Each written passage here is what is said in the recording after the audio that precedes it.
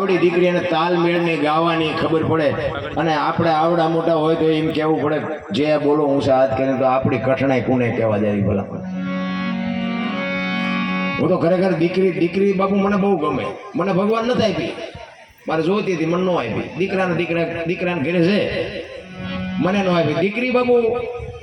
તમે કહો ને તો હવાર સુધી દાખલા આપું, જ્યાં ધર્મ ધ્રુજો પુરુષ નથી ફૂગી કે દેશની આબરૂ બાપુ દીકરીઓ રાખી. તમે કહો તો હવાર સુધી દાખલા આપો.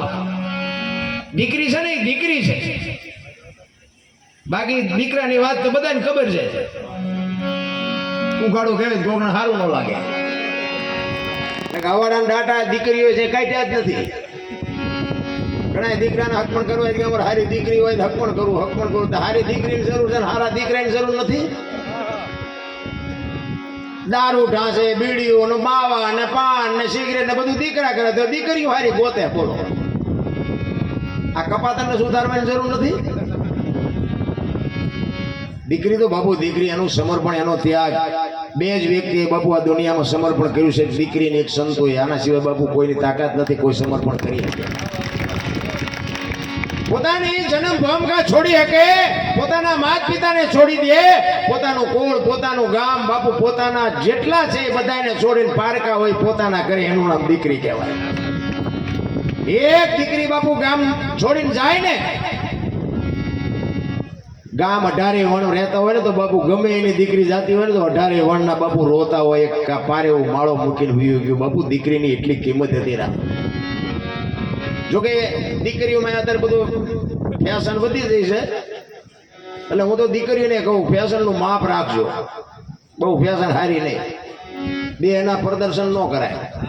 આ ખાવ પીઓ, વાપરો, મોજ કરો. ઘરના પૈસા હોય તો ભલે, ધણીના પૈસા હોય તો ભલે વાપરો, ખાવ પીઓ, પણ દુનિયામાં છે ને બાપુ દેહના પ્રદર્શન ન કરાય. શક્તિ છો, મહાપુરુષોએ કીધું છે ભોજન ઉપર, સંપત્તિ ઉપર અને શક્તિ ઉપર બાપુ પડદો રાખવાનું કીધું છે મહાપુરુષોએ. અને પડદો કાઢી લ્યો ને એટલે બાપુ એની કિંમત. ઉઘાડા રોટલા પડ્યા હોય તમને ખાવાનું મન થાય. એમ દીકરી એની મર્યાદા મૂકી દે ને એટલે દુનિયામાં એનું નામ નીકળી જાય. સંપત્તિ તમારી ઉઘાડી પડી હોય ને તો એની કોઈ કિંમત ન હોય. એટલા માટે કહું છું દીકરી છે ને એક શક્તિનો અવતાર છે. એટલા જ માટે માં છે એ બાપુ માં છે.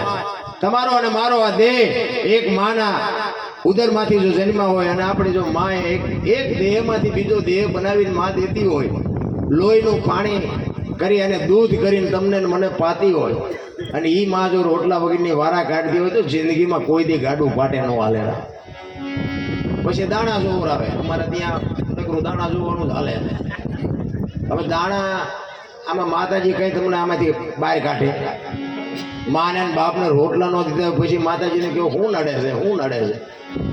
તમે જો એક પરબ હોય ને, પરબ કોકે ફ્રીજ અત્યારે પેલા કોઠીઓ મૂકતા હતા, અત્યારે ફ્રીજ મૂકે. સારો માણા હોય ફ્રીજનો ખર્ચો કરીને કાંઈ કોઈક માણા પાણી પીવે. ત્યાં ગ્લાસ મૂક્યા હોય, લોટા મૂક્યા હોય. એ ગ્લાસને લોટાને હાકડે બાંધ્યા હોય. કોઈ એ હાકડે શું કામ બાંધવા પડે?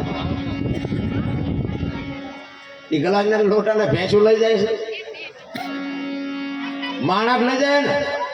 તમે વિચાર તો કરો, કોક જેને સેવા કરી છે, ખર્ચો કર્યો છે, કોકને પાણી પીવા માટે એક પ્લાસ્ટિકનો ગ્લાસ હોય અને કોકે 2 રૂપિયા ખીચામાંથી કાઢી અને ગ્લાસ લાવ્યો હોય, ઈ ગ્લાસ અહીંયા મૂક્યો હોય, ઈ ગ્લાસ અહીંયાથી કાઢીને તમે થેલીમાં નાખો ને પછી દાણા જોરાવથી માતાજી ગ્લાસ ગોતી દે. હાથમાં નથી આવતું, હાથમાં પણ હાથમાં આવે. આ તમને કેમ લાગે? અંદર થી નક્કી થઈ જાય. અંદર ની યાદ, કારણ કે અંદર બેઠો નહીં સાચો છે. એ અંદર રહ્યો ને તને એને કે એ પેલો ગ્લાસ જોઈ રહ્યો છે ને એવડું છે એ, પણ એ કઈ ન હોય. સત્ય હોય, સત્ય જોય બાપુ. માં છે ને એ માં છે. ચા ને હેઠે હેઠે રાખો.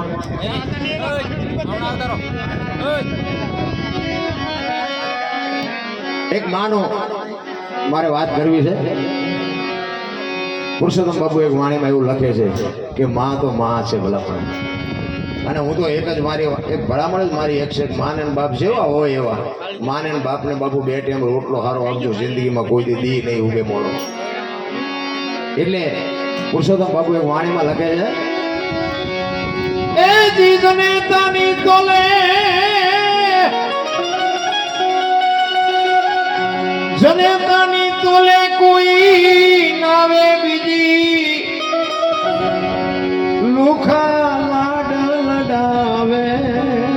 જગતમાં જન્મ દેનારી રે